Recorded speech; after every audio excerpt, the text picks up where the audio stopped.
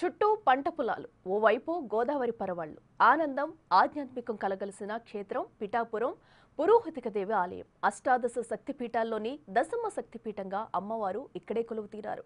ఇక్కడ పితృదేవతలకు పిండ ప్రదానం చేస్తే వారికి కైవల్యం ప్రాప్తిస్తుంది.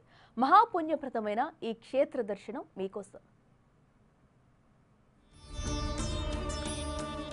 ఆంధ్రప్రదేశ్లోని ప్రాచీన మహిమాన్విత క్షేత్రాల్లో పిఠాపురం ఒకటి. అష్టాదశ శక్తిపీఠాల్లో దశమ అంటే 10వ పీఠంగా పేరున్న ఈ క్షేత్రంలో అమ్మవారు పురుహూతిగా దేవిగా దర్శనమిస్తారు. దక్షయజ్ఞ సమయంలో సతీదేవి పీఠభాగం ఈ ప్రాంతంలో పడడంతో ఈ క్షేత్రానికి పిఠికాపురం అనే పేరు వచ్చింది. అది కాలక్రమేణా పిఠాపురంగా మారింది. ఈ క్షేత్రంలో పరమేశ్వరుడు కుక్కుటేశ్వరుడిగా పూజలందుకుంటున్నాడు.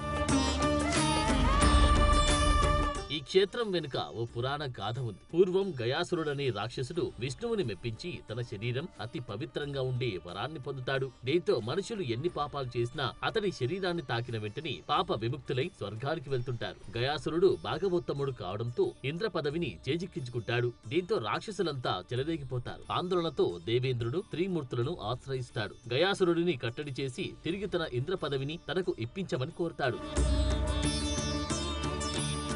త్రిమూర్తులు బ్రాహ్మణుల రూపాల్లో గయాసురుడి దగ్గరికి వెళ్లి తాము లోక కళ్యాణం కోసం ఒక యజ్ఞం చేపట్టాలని వివరిస్తారు. అందుకు తన శరీరాన్ని యజ్ఞవాటికగా ఇవ్వమని కోరుతారు. అందుకు ఆ రాక్షసుడు సరే అంటాడు. అప్పుడు త్రిమూర్తులు గయాసుర వారంలోపు కదిలినా లేచినా యజ్ఞం భగ్నమవుతుంది కాబట్టి తామే సంహరిస్తామని చెబుతారు. అందుకు గయాసురుడు సరేనంటాడు. దీంతో గయాసురుడు తన తల గయా అంటే బీహార్, నాభిగయ అంటే ఒరిస్సా జాజ్పూర్, పాదాలు పాదగయ అంటే పిఠాపురంలో ఉండేంతగా పెంచగా త్రిమూర్తులు యాగమారంభించారు. అయితే 7వ రోజు తెల్లవారక ముందే కోడిపుంజు రూపంలో వచ్చి కూయగా సమయం అయిపోయిందని భావించిన గయాసురుడు లేచి నిలబడతాడు. దీంతో త్రిమూర్తులు అతన్ని సంహరిస్తారు. అలా అతడి పాదాలు పిఠాపురంలోనే ఉండిపోవడంతో ఇది పాదగయగా మారింది. అయితే మరణించే ముందు గయాసురుడు తన పేరుతో ఉన్న క్షేత్రాల్లో పితృదేవతలకు జరిపి పిండ ప్రదానాలు చేస్తే వారికి మోక్షం సిద్ధించేలా వరం కోరగా త్రిమూర్తులు సరేనంటారు. నాటి నుంచి ఈ 3 చోట్ల పిండ ప్రదానాలు చేయడం మొదలైంది. గోదావరి పుష్కర వేళ నేటికి ఒడిస్సీలు ఇంటికొకరు వచ్చి పిఠాపురంలో పిండ ప్రదానం చేస్తుంటారు.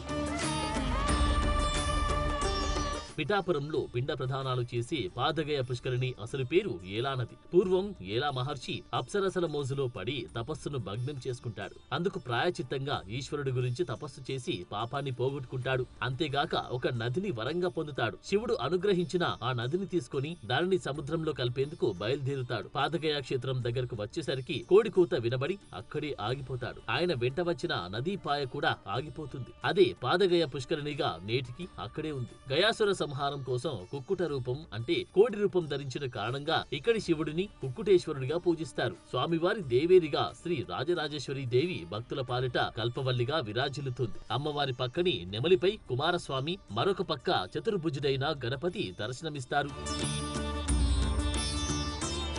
మరో కథ ప్రకారం ఒకసారి ఇంద్రుడు గౌతమ మహర్షి భార్య అహల్య పట్ల ఆకర్షితుడయ్యాడు. గౌతమ మహర్షి సూర్య భగవాను కోసం ప్రార్థనలు చేయడానికి నదికి వెళ్తుంది. ఇది తెలుసుకున్న ఇంద్రుడు గౌతమ మహర్షి వేషాన్ని ధరించి అహల్యను మోసగించాడు. దీంతో ఇంద్రుడు అహల్య చేసిన పాపపు చర్యకు కోపంగా ఉన్న ముని మహావిష్ణువు అహల్యను విధిని నిర్ణయించే వరకు శిలగా మారమని శపించాడు. ఇంద్రుడి శరీరం మొత్తం యోనిమయం కావాలని, అంతేకాకుండా అతని శరీరం నుండి దుర్వాసన రావాలని శపించాడు. ఈ దుర్వాసన నుండి బయటపడడానికి ఇంద్రుడు పురుహూతికా దేవత కోసం కఠినమైన తపస్సు చేసి తన సాధారణ రూపాన్ని తిరిగి పొందాడు. అలా అమ్మవారు ఇక్కడ పురుహూతికా దేవిగా వెలిసారని ప్రసిద్ధి.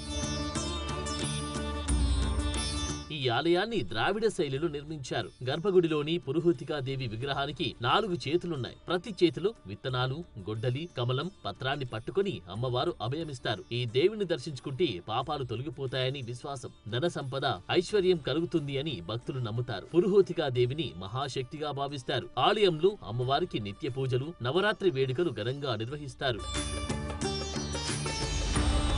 కాకినాడ, అన్నవరం మధ్యన ఉన్న ఈ క్షేత్రం అన్నవరానికి 30 కిలోమీటర్ల దూరంలో ఉంది. సామర్లకోటకు 11 కిలోమీటర్ల దూరం, రాజమండ్రికి 70 కిలోమీటర్ల దూరంలో ఉంది. హైదరాబాద్ నుంచి వచ్చేవారు సామర్లకోట రైల్వే స్టేషన్ కు వచ్చి అక్కడి నుంచి రోడ్డు మార్గం ద్వారా ఈ క్షేత్రాన్ని చేరుకోవచ్చు. కర్ణాటక, తమిళనాడు, ఒడిశా రాష్ట్రాల నుంచి వచ్చే భక్తులకు రైలు సౌకర్యం ఉంది. ఈ క్షేత్రానికి సమీప రైల్వే స్టేషన్ పిఠాపురం. అక్కడి నుంచి కేవలం 2 కిలోమీటర్ల దూరంలోనే ఆలయం ఉంది. ఆలయానికి రాజమండ్రి, విశాఖపట్నం విమానాశ్రయాలు సమీపంలో ఉన్నాయి. అక్కడి నుంచి బస్సులు, ప్రైవేటు వాహనాల ద్వారా అమ్మవారి దగ్గరకు రావచ్చు.